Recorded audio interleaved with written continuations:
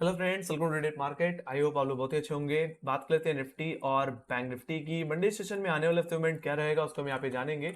शुरुआत सबसे लेकर निफ्टी से ही कर ली जाए तो निफ्टी की शुरुआत कहने की गैप अप के साथ हुई। देखा जाए तो गैप तुरंत कवर अप भी हो गया ड्यू टू रिलायंस रिलायंस में कमजोरी थी, उसकी वजह से निफ्टी का अप मूव भी बहुत ही ज्यादा स्लो डाउन हुआ। देखा जाए तो आखिरी 15 मिनट में एक अच्छी खासी रैली देखने को मिली। जो कॉलेटस 19,500 के लेवल से ग्रिप लेके बैठे थे वहां पे अनवाइंडिंग देखने को मिली और 19,500 के लेवल से अब फ्रेश पुट राइटर्स इमर्ज होते हुए दिख रहे हैं। और मेरा मानना है यही लेवल आपके लिए इमीडिएट सपोर्ट रहेगा मंडे के सेशन में। बाकी बात कर ली जाए तेजी की तो निफ्टी ने जो नया हाई लगा दिया वो 19,595 का लगा दिया। फ्राइडे के सेशन में आईटी सेक्टर्स का भी बहुत बड़ा योगदान था। निफ्टी आईटी ने लगभग 1300 पॉइंट का गेन कहीं की दिखाया, वो भी सिंगल डे में। तो बहुत बड़ी रैली कहीं निफ्टी में मुझे देखने को मिली।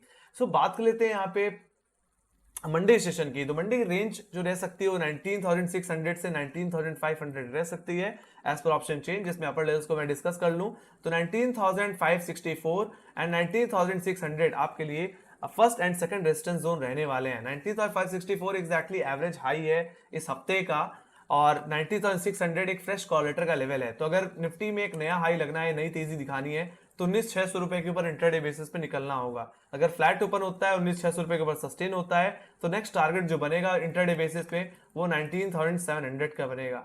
सो कहीं ना कहीं देखा जाए तो निफ्टी का स्ट्रक्चर बुलिश है। ओवरऑल यहाँ पे मैं एक्सपेक्ट कर रहा हूँ कि आने वाले हफ्तों में 20,000 तक के लेवल्स भी निफ्टी दिखा सकता है। जिस तरह से लोअर लेवल रिस्ट्रिक्ट हो रहे हैं और जिस तरह से प्रोट्रैक्टर हाई लेवल्स पे ग्रिप लेते हुए दिख रहे हैं, यानी कि तेजी और इमर्ज होती हुई दिख सकती है। तो निफ्टी का स्ट्रक्चर पूरी तरह से बुलिश है ना।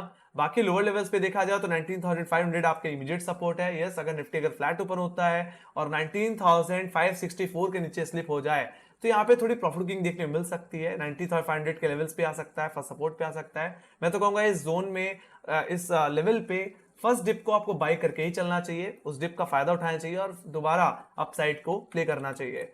बाकी प्रॉब्लम तो तब बढ़ जाएगी जब निफ्टी अपने फ्राइडे के एवरेज लोस को तोड़ेगा जो कि 19,450 के लेवल्स हैं। अगर ये लेवल अगर टूट गए तो हो सकता है थोड़ी बिकवाली कहने की निफ्टी में मर्ज होती हुई दिखे। उस बेसिस पे गिरावट कहने की निफ्टी को मेरे फर्स्ट टारगेट 19,400 जो कि एवरेज लो है कहने के 13 जुलाई का, और सेकंड टारगेट जो ले बनेगा वो निफ्टी का 10 डे एक्सपोनेंशियल मूविंग एवरेज या मैं बोलूं 12 जुलाई का लो जो कि 19,360 का है। तो वहां तक की डाउनसाइड देखने को मिल सकती है।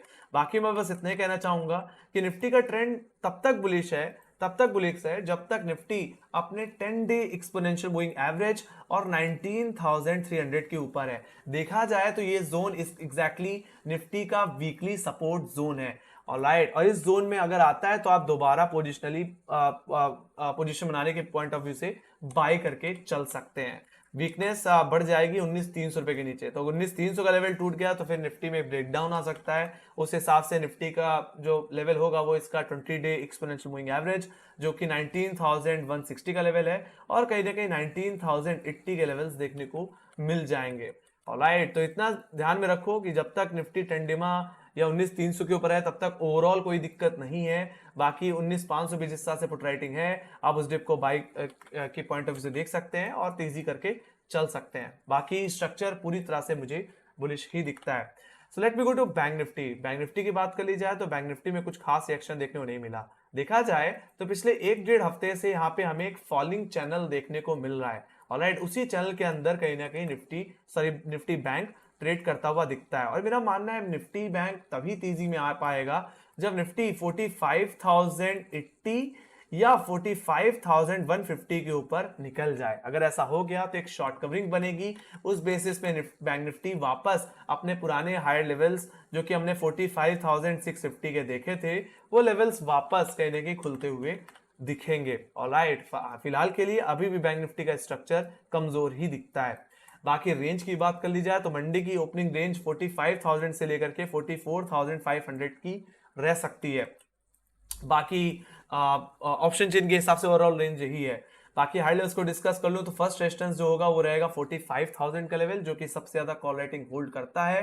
साथ ही साथ सेकंड रेजिस्टेंस होगा एग्जैक्टली मेरा 13 जुलाई का है जो कि 45,086 के लेवल्स पे है।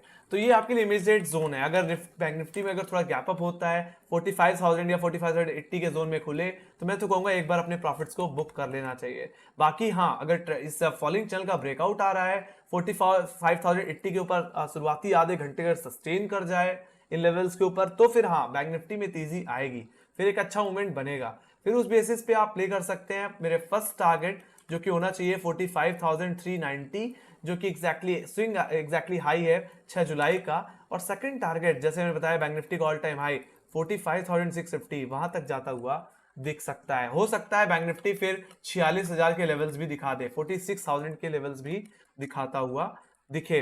तो ये पे डाउनसाइड की अगर बात कर ली जाए तो फर्स्ट सपोर्ट होगा 44,700 का लेवल, जहां पे इसका 10 डे एक्सपोनेंशियल मूविंग एवरेज आता है, जो कि एक इमीडिएट बेसिस पे एक अच्छा सपोर्ट रह सकता है। मंडे सेशन में एक अच्छी पुट राइटिंग होल्ड करता है। तो अगर हाई लेवल्स पे करेक्ट हो और 44,750 या 44,700 के जोन में मिले, तो उस फर्स्ट डिप को आप बाय करके चल सकते हैं और फ्राइडे के लोज पे एक एसएल मेंटेन करके दोबारा अपसाइड देख सकते हैं।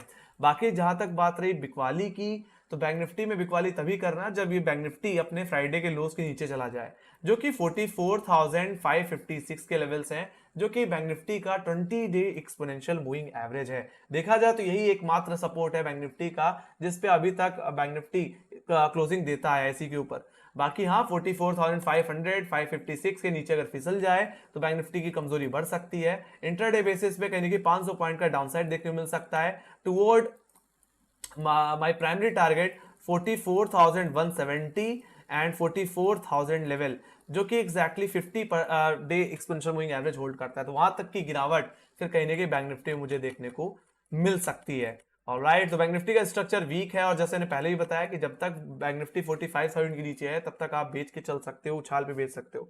ऑलराइट, बाकी हाँ आखिरी वक्त में जिस तरह से तेजी बनी है, आई एम जस्ट होपिंग कि बैंक निफ्टी आने वाले हफ्ते में 45,080 45,150 के जोन के ऊपर ट्रेड करता हुआ दिखे। अगर ऐसा हुआ तो बहुत अच्छी लॉन्ग पोजीशन यानी बैंक निफ्टी में बनती हुई दिखेगी। तो गाइस ये बात हो गई बैंक निफ्टी की। Let me go to option chain. Option chain को अगर देख लिया जाए तो निफ्टी की अगर यहाँ पे निफ्टी से ही शुरुआत करें तो 19,600 के लेवल से फ्रेश कॉल राइटिंग देखने को मिल रही है। यहाँ पे 62 लाख को आई है और 19,700 के लेवल से 56 लाख को आई देखने को मिल रहा है। इन दोनों कॉल ऑप्शंस में एक अच्छा वाई है and definitely we can expect कि अगर निफ्टी 19,500 रुपए के ऊपर ऐसे क्लोज होता रहा तो 19,600 700 रुपए के भाव भी देखने को मिलेंगे और हो सकता है 20,000 भी अब देखने को मिल जाए आने वाले हफ्तों में।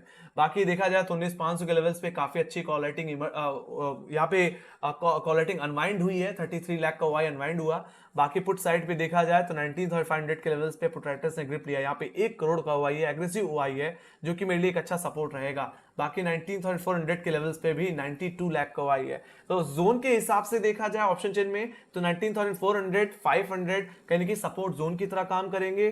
तो 19,600 19,700 अपकमिंग हर्डल्स बन के सामने आएंगे आने वाले हफ्ते में। Alright, let me go to bank Nifty.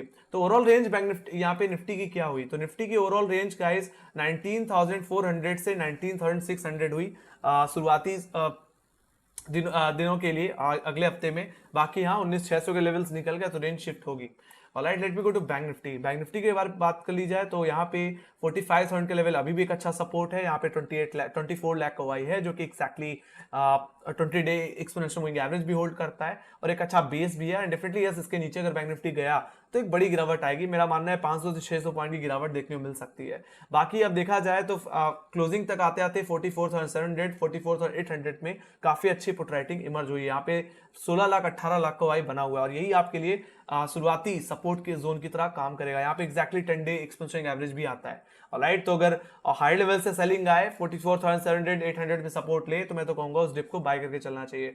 बाकी हाई लेवल्स पे देखा जाए तो 45,000 सबसे बड़ा हर्डल बन के सामने आएगा, जहां पे इस समय 31 लाख को वाई बना है। बाकी उसके बाद 45,200 जहां पे 23 लाख को वाई है। टेक्निकली 45,150 का लेवल है।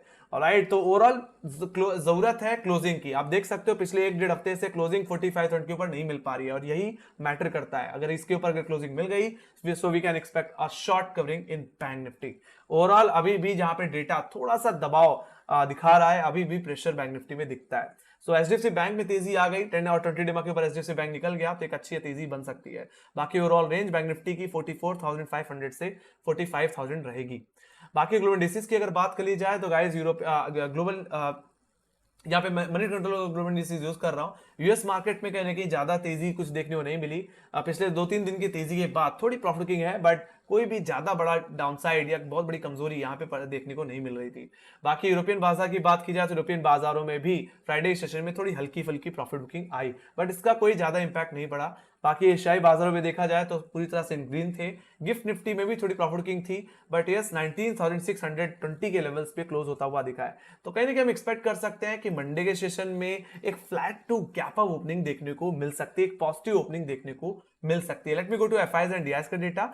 एफआईएस डीआईएस का डेटा भी अगर चल दिया जाए तो कहीं ना कहीं खरीदारी ही देखने को मिली है। नेट नेट 13 जुलाई के कंपेयर में फ्राइडे सेशन में ज्यादा खरीदारी हुई। यहाँ पे 1863 करोड़ की यानी कि बाइंग होती हुई दिखी है।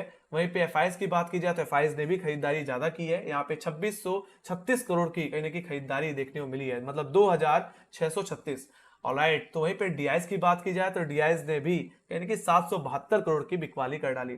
तो थोड़ी प्रॉफिट बुकिंग है, कोई दिक्कत अभी भी नहीं है, बट यस डेफिनेटली निफ्टी और बैंक निफ्टी में तभी तेजी तभी बनेगी जब इनके हाईवेट स्टॉक परफॉर्म करेंगे। मतलब रिलायंस 2800 रुपए के ऊपर निकल जाएगा और कहीं ना कहीं एचडीएफसी बैंक कहीं ना कहीं आपका एक्जैक्टली 1660 के ऊपर निकल जाएगा। 1660 क्या है एचडीएफसी बैंक का? ये एक्जैक्टली 10 और 20 डेमा होल्ड करता है। अगर ये निकल गया तो इसमें शॉर्ट कवरिंग आएगी एंड डेफिनेटली इसका वेटेज बैंक निफ्टी में काफी ज्यादा है। और अगर एचडीएफसी बैंक चलने लग गया तो मुझे लगता है बैंक निफ्टी भी एक अच्छी रैली दिखाता हुआ दिखेगा। तो इन हाई रेटेड स्टॉक से चलने की जरूरत है बस। बाकी बाजार का ट्रेंड पूरी तरह से मुझे मजबूत दिखता है। ऑलराइट, और इंडिया विक्स जिस तरह से कूल ऑफ हुआ है, ये कहने की 2019 के बाद इतना कूल ऑफ होता हुआ दिख रहा है, जो कि कहीं ना कहीं बायर्स के अंदर एक कॉन्फिडेंस को दिखाता है खरीदारी को लेकर के। तो कहीं ना कहीं निफ्टी और बैंक निफ्टी में कहीं ना कहीं और तेजी देखने को मिल सकती है। बैंक निफ्टी में हो सकता है थोड़ा रेंज बाउंड बिहेवियर रहे। बाकी हाँ, 45,150 के ऊपर अगर बैंक निफ्टी ओवरऑल आपको ट्रेड करता दिख रहा है तो आप समझ जाओ कि एक बड़ी शॉर्ट कवरिंग आने वाली है, एक बड़ी तेजी आने वाली है। तो वहां पे आप कहीं ना कहीं खरीदारी करके चल सकते हैं। तो ये थी मेरी एनालिसिस। आई होप आप लोगों को एनालिसिस पसंद आई होगी। तो गाइस लाइक शेयर सब्सक्राइब जरूर दबा देना, और आपकी कोई फीडबैक है या कोई सजेशन है तो प्लीज कमेंट सेक्शन में लिखना मत भूलना। बाकी हम सोशल मीडिया में भी अवेलेबल है, ट्विटर, फेसबुक, इंस्टाग्राम और टेलीग्राम पे भी हम अवेलेबल है। वहां पे हमें ज्वाइन कर सकते हैं, वहां पे भी हम अपडेट करते रहते हैं मार्केट से रिलेटेड। ऑलराइट, सो इसी के साथ bye bye guys, see you next video, take care guys, love you, bye bye.